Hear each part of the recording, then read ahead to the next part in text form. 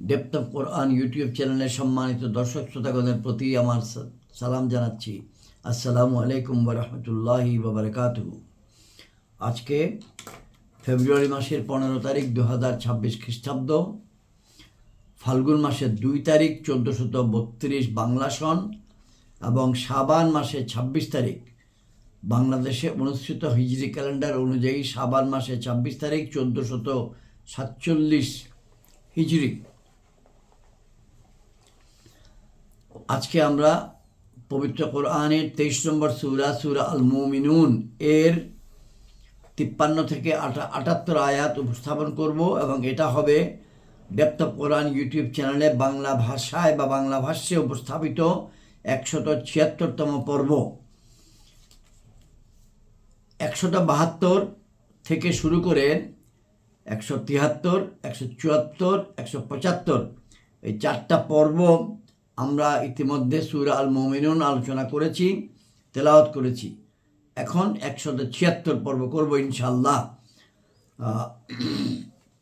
আমরা যে কিতাব থেকে তেলাওয়াত করছি সেটি হলো আলা হযরত ইমাম মোহাম্মদ আহমদ রেজা খান বেরলভী রহমতুল্লাহ আলাইহি কর্তৃক কৃত তরজমায়ে কোরআন, নাম কানজুল ঈমান, ও হাকিমুল উম্মত আল্লামা মুফতি আহমদ ইয়ার খান নঈমি রহমতুল্লাহ আলাইহি কর্তৃক কৃত তাফসির, নাম নুরুল ইরফান।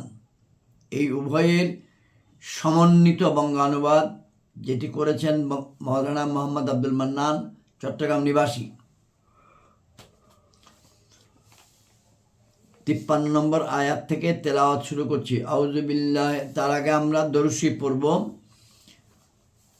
দরুদ শরীফ। আল্লাহুম্মা সাল্লি আলা মুহাম্মাদিন ওয়া আলা আলি মুহাম্মাদিন কামা সাল্লাইতা আলা ইব্রাহিম ওয়া আলা আলি ইব্রাহিম ইন্নাকা হামিদুম মাজিদ। আল্লাহুম্মা বারিক আলা মুহাম্মাদিন ওয়া আলা আলি মুহাম্মাদিন কামা বারাকতা আলা ইব্রাহিম ওয়া আলা আলি ইব্রাহিম ইন্নাকা হামিদুম মাজিদ। اللهم صل على سيدنا محمد وسيلتي إليك وآله وسلم. اللهم صل على سيدنا محمد وسيلتي إليك وآله وسلم. اللهم صل على سيدنا محمد وسيلتي إليك وآله وسلم. صلى الله عليه وسلم. صلى الله عليه وسلم. صلى الله عليه وسلم. أعوذ بالله من الشيطان الرجيم. بسم الله الرحمن الرحيم.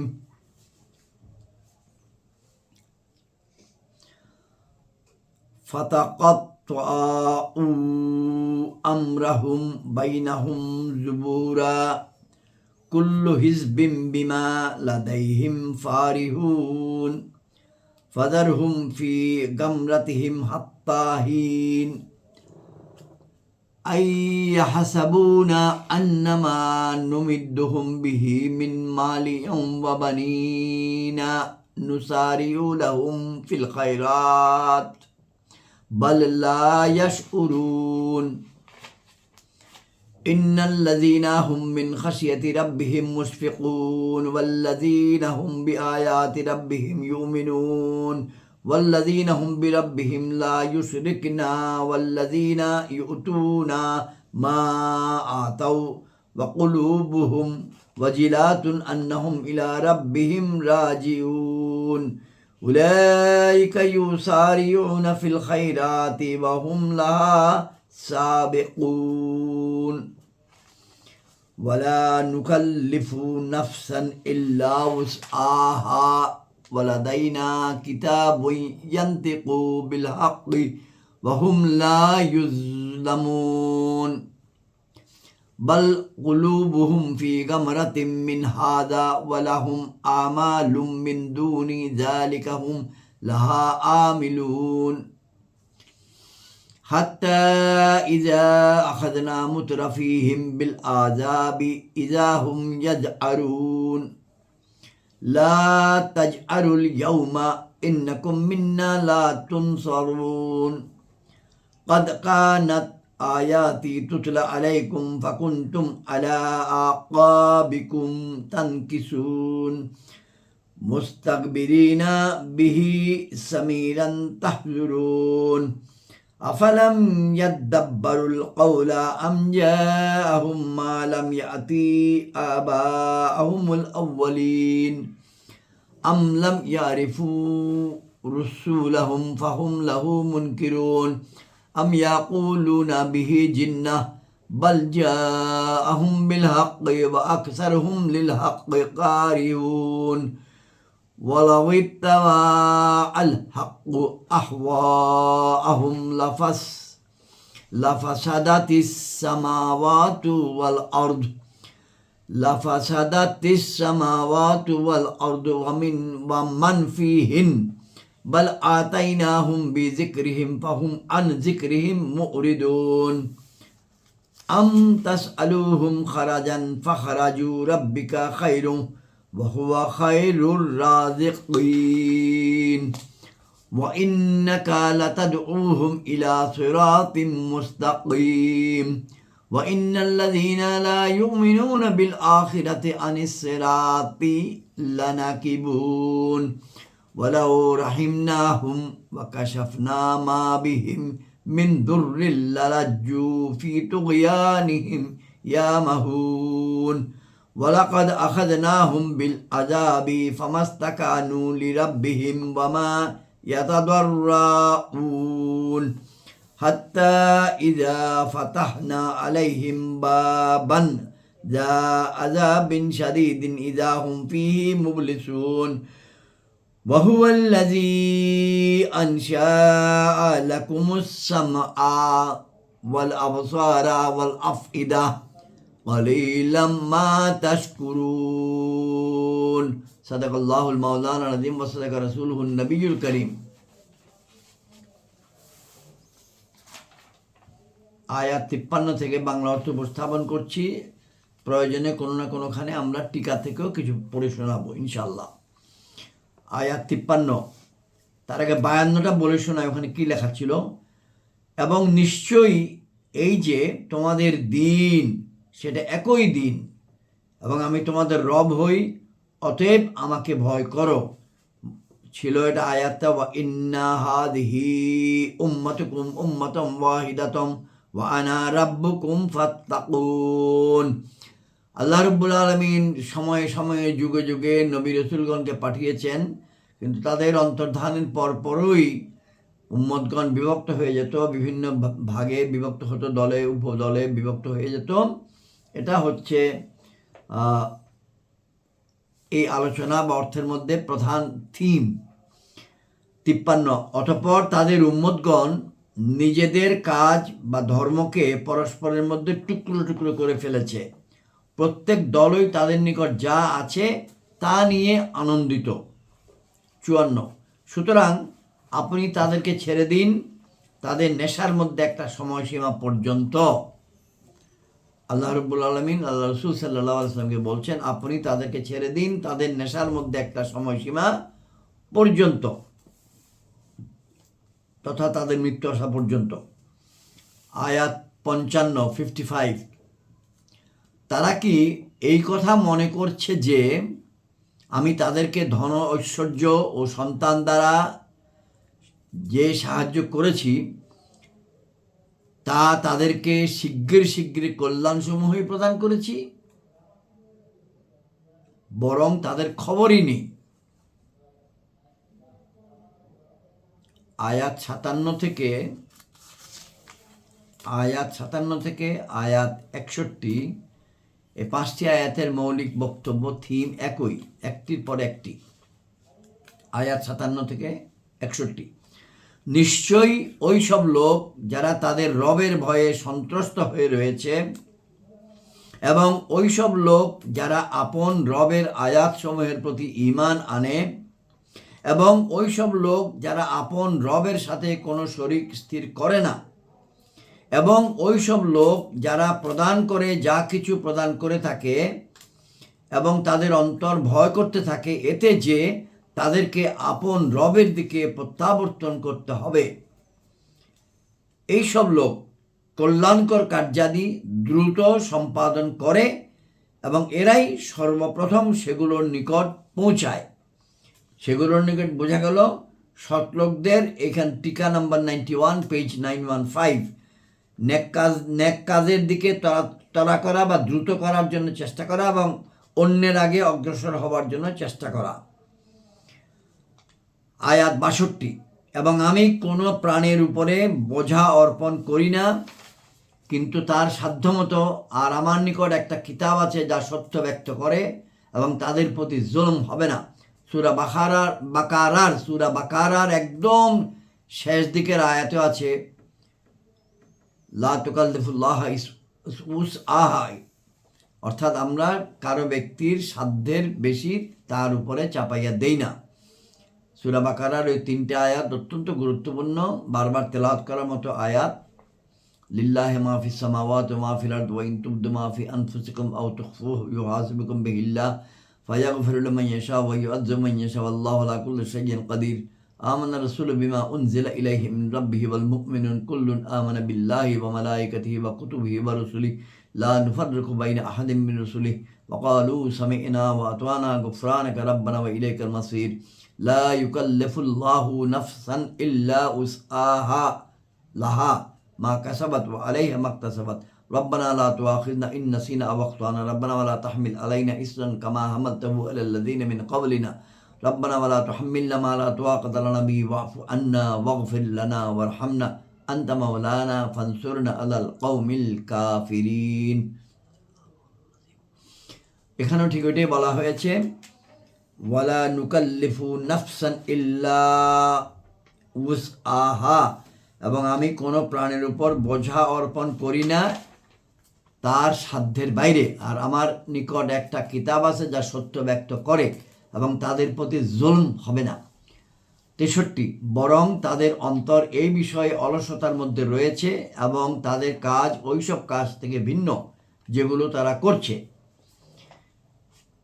শেষ পর্যন্ত যখন আমি তাদের ঐশ্বর্যশালী লোকদেরকে শাস্তি দ্বারা পাকড়াও করি তখনই তারা ফরিয়াদ করতে থাকে। আয়াত 65, আজ ফরিয়াদ করো না, আমার পক্ষ থেকে তোমাদের সাহায্য করা হবে না। আল্লাহ রাব্বুল আলামিন ঘোষণা দিচ্ছেন, আজ ফরিয়াদ করো না, আমার পক্ষ থেকে তোমাদের সাহায্য করা হবে না। অর্থাৎ মহান রবের তরফ, এটা আয়াত 65, তার টিকা 97, টিকা নম্বর 97 পেজ 916। বোঝা গেল যে মহান রবের তরফ থেকে মুমিনদেরকে সাহায্য করা হবে, নেককার লোকদের ও ছোট ছোট শিশুদের সুপারিশ, তাছাড়া সৎকার্যাদি কবুল হওয়া, এই সবই আল্লাহর সাহায্যেই হবে। নিশ্চয়ই আমার আয়াতসমূহ তোমাদের নিকট পাঠ করা হতো, তখন তোমরা তোমাদের পায়ের গোড়ালির উপর ভর করে পিছনে সরে পড়তে, হেরেমের সেবার উপর দম্ভ করে অহংকার করে রাতে সেখানে অর্থহীন গল্পগুজব করতে, সত্যকে বর্জন করতে। এটা হলো কাফিরদের, মুনাফিকদের বৈশিষ্ট্য ব্যাখ্যা দিয়েছেন আল্লাহ রাব্বুল আলামিন।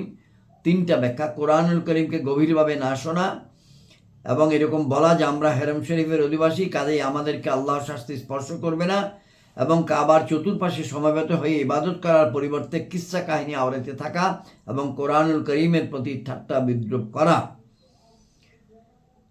বরকতময় স্থানগুলিতে অবস্থান করা কাফিরদের জন্য উপকারী নয়। শয়তান ফেরেশতাদের মধ্যে থাকতো কিন্তু হয়েছে ধিক্কৃত। আয়াত 68, তবে কি তারা এই বাণীর মধ্যে গভীর চিন্তা করেনি, অথবা তাদের নিকট কি তাই এসেছে যা তাদের পূর্বপুরুষদের নিকট আসে নাই? অথবা তারা কি তাদের রসুলকে চিনেনি, অথবা তারা তাকে অপরিচিত মনে করছে? অথবা তারা কি বলে যে তার মধ্যে উন্মাদনা রয়েছে? বরং তিনি তো তাদের নিকট সত্য নিয়ে এসেছেন এবং সত্য তাদের মধ্যে অধিকাংশের ভালো লাগে না।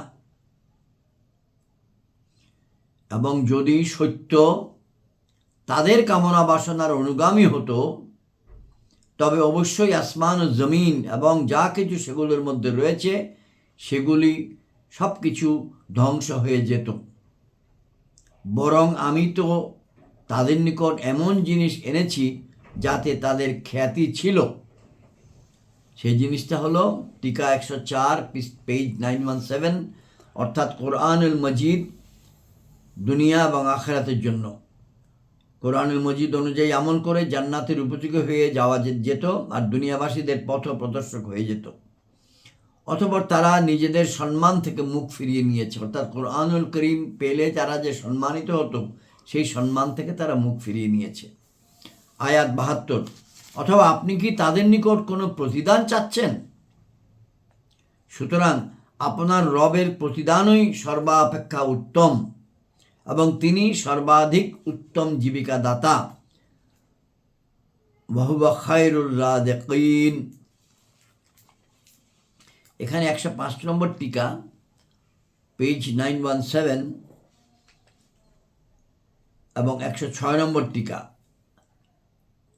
অর্থাৎ ওই সব কাফের ঈমান না আনার কারণ এই নয় যে আপনি অর্থাৎ আল্লাহ রসুল সাল্লাল্লাহু আলাইহি ওয়াসাল্লাম তাদের থেকে কিছু পারিশ্রমিক চাচ্ছেন যা তাদের নিকট ভারী মনে হচ্ছে, বরং তারা একগুঁয়েমিবশত ঈমান আনছে না। এখানে একটি উপসংহার আছে যে কোনো নবী দিন প্রচার করে পারিশ্রমিক নেন নাই। টিকা 106 বলা হচ্ছে যে এবং তিনি সর্বাধিক উত্তম জীবিকা দাতা, ওয়াহুয়া খায়রুর রাযিকিন। এর টিকায় বলা হচ্ছে এর অর্থ এই নয় যে রিজিক দাতা অনেক রয়েছে এবং রব তাদের মধ্যে সর্বাপেক্ষা উত্তম, বরং আরবি ভাষায় শর্তহীন পূর্ণতা ও বৈশিষ্ট্য বর্ণনা করার জন্যই এভাবে বলা হয়ে থাকে। যেমন সূরা 23 আয়াত 14-তে, অর্থাৎ এই সূরাতেই সূরা আল মুমিনুন যেটা আমরা এখন তেলাওয়াত করছি, এই সূরারই 14 নম্বর আয়াতে বলা আছে একদম শেষাংশে, ফাতাবারাকাল্লাহু আহসানুল খালিকিন।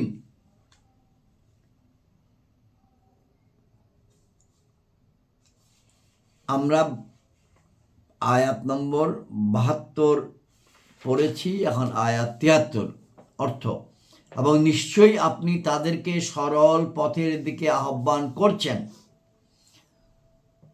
এবং নিশ্চয়ই যারা আখিরাতের প্রতি ঈমান আনে না তারা অবশ্যই সরল পথ থেকে সরে পড়েছে, এবং যদি আমি তাদের উপর দয়া করি এবং যেই বিপদ তাদের উপর আপতিত হয়েছে তা দূর করে দেই, তবুও তারা অবশ্যই অবাধ্যতায় বিভ্রান্ত হয়ে ঘুরতে থাকবে। আয়াত 75-এর শেষে টিকা আছে 108 নম্বর টিকা, পেজ 918।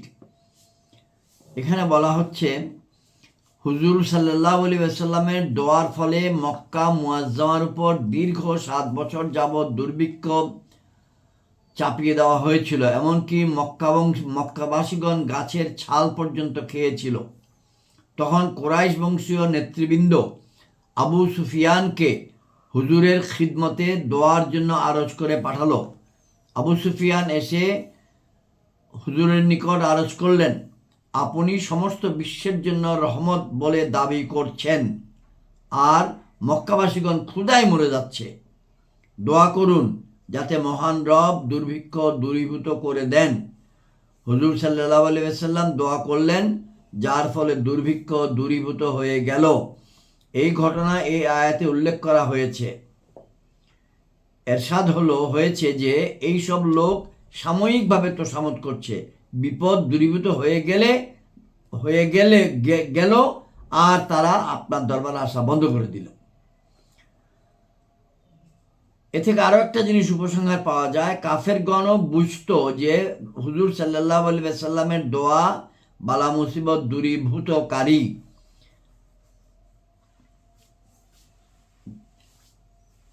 আয়াত 76, এবং নিশ্চয়ই আমি তাদেরকে শাস্তির মধ্যে পাকড়াও করেছি, অতঃপর না তারা আপন রবের সম্মুখে বিনত হয়েছে এবং না কাতর হয়ে প্রার্থনা করে। এখানে দুটি উপসংহার আছে। মুসিবতের সময় মহান আল্লাহর আনুগত্য না করা বড় দুর্ভাগ্যের প্রমাণ। দ্বিতীয়, হুজুরের দরবারে শুধু দুনিয়াবি উদ্দেশ্য হাসিলের জন্য যাওয়া স্বার্থপরতার শামিল, তাকওয়া নয়। দেখুন, আবু সুফিয়ান তখন হুজুরের দরবারে এসেছেন, কিন্তু মহান রব এরশাদ ফরমান, সে ঝুঁকেনি, অনুগত হয়নি, অর্থাৎ বিনীতও হয়নি, কাতর হয়ে প্রার্থনাও করেনি। আয়াত ৭৭, অবশেষে যখন আমি তাদের জন্য কোনো কঠিন শাস্তির দ্বার খুলে দেই, তখনই তারা হতাশ হয়ে পড়ে। আয়াত ৭৮, আজকের আলোচনার শেষ আয়াত, এবং তিনিই হন যিনি তোমাদের জন্য কান ও চোখগুলো এবং অন্তঃকরণ সৃষ্টি করেছেন, তোমরা খুব কমই সত্য মান্য করো। ওয়াহুয়াল্লাযী আনশা লাকুমুস সামআ ওয়া আবসারা ওয়াল আফইদা কালিলাম মা তাশকুরুন। সাদাকাল্লাহুল মাওলানা আযীম। আজকের আলোচনা এখানেই শেষ। আসসালামু আলাইকুম ওয়া রাহমাতুল্লাহি ওয়া বারাকাতুহু।